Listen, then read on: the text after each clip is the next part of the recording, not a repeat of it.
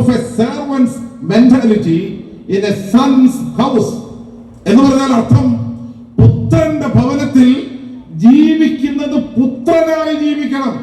പക്ഷെ ഇന്ന് പുത്രന്റെ ഭവനത്തിൽ പിതാവിന്റെ കൂടെ അധിവസിക്കുന്നത് വേലക്കാരനായിട്ടാണ് അധിവസിക്കുന്നത്.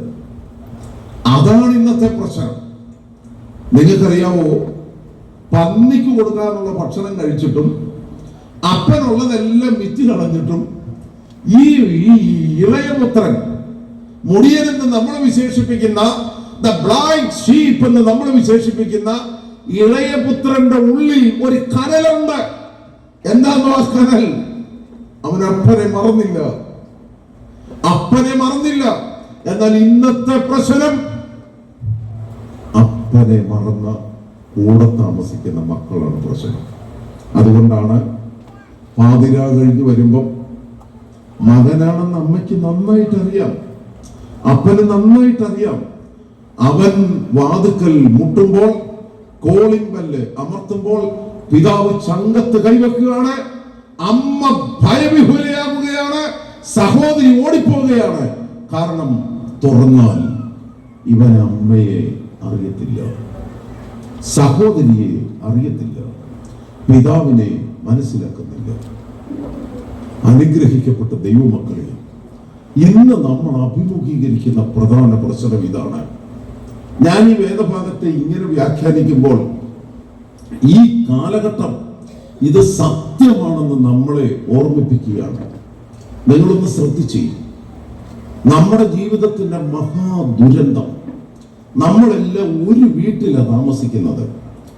ഇളയ മകൻ അപ്പനിൽ നിന്ന് കിട്ടാനുള്ളതെല്ലാം സ്വീകരിച്ചിട്ട് went away to a distant place, ദൂരദേശത്തേക്ക് പോയി. എന്നാൽ മൂത്ത പുത്രന്റെ പ്രശ്നം, അപ്പന്റെ കൂടെയാണ് താമസിക്കുന്നത്, പക്ഷെ ദൂരവേ യാത്ര ചെയ്യുകയാണ്. seems to be very near but far away from his father എന്ന് പറഞ്ഞാൽ അർത്ഥം എന്താ? അതാണ് നമ്മളെ വിശകലനം ചെയ്യേണ്ട ഒന്നാം വിഷയം. പണ്ടൊക്കെ നമ്മള് സന്ധ്യയ്ക്കൊന്ന് ഒരുമിച്ചിരുന്ന് പ്രാർത്ഥിക്കുമായിരുന്നു, അതിരാവിലെ എഴുന്നേറ്റിരുന്ന് പ്രാർത്ഥിക്കുമായിരുന്നു. നോയമ്പിനോടനുബന്ധിച്ച് ഭവനങ്ങളിൽ ഉച്ച നമസ്കാരം ഉണ്ടായിരുന്നു. എന്നാൽ ഇന്ന് ചിലര് പറയും ഞങ്ങൾ പ്രാർത്ഥിക്കും, പക്ഷെ മോന്റെ രീതിയിൽ പ്രാർത്ഥിക്കും, മകളുടെ രീതിയിൽ പ്രാർത്ഥിക്കും, അപ്പന്റെ രീതിയിൽ പ്രാർത്ഥിക്കും, അമ്മയുടെ വിശ്വാസത്തിൽ പോവുകയാണ്.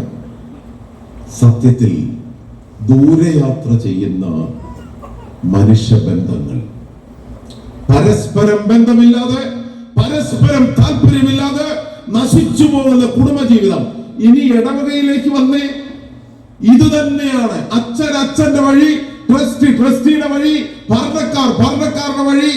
പ്രാർത്ഥന യോഗത്തിന്റെ സെക്രട്ടറിക്ക് ഒറ്റ ചിന്തയുള്ളൂ, പ്രാർത്ഥന യോഗം നന്നാകണം. യുവജന പ്രസ്ഥാനത്തിന്റെ സെക്രട്ടറിക്ക് ഒറ്റ ചിന്ത, പുതിയ പരിപാടികൾ യുവജന പ്രസ്ഥാനത്തിൽ നിർവഹിക്കപ്പെടണം. സൺഡേ സ്കൂൾ ഹെഡ് മാസ്റ്ററും അധ്യാപകരും അവര് സർവരെയും കുറ്റപ്പെടുത്തി, കിട്ടാത്ത ആട്ടുംകുട്ടി അവരുടെ മനസ്സ് മുഴുവൻ നിറഞ്ഞിരിക്കുകയാണ്. എന്തെല്ലാം ഉണ്ടെങ്കിലും ഞങ്ങൾ ചെന്ന് ചോദിച്ചപ്പോൾ ആ പൈസ ഞങ്ങൾക്ക് തന്നില്ല എന്ന് ആവർത്തിച്ച് പരാതിപ്പെടുകയാണ്. സമഗ്രത നഷ്ടപ്പെട്ട ഒറ്റപ്പെട്ട ജീവിതങ്ങൾ, ഇതാണ് നമ്മുടെ പ്രശ്നം. ഇതാണ് നമ്മൾ അഭിമുഖീകരിക്കുന്ന പ്രശ്നം.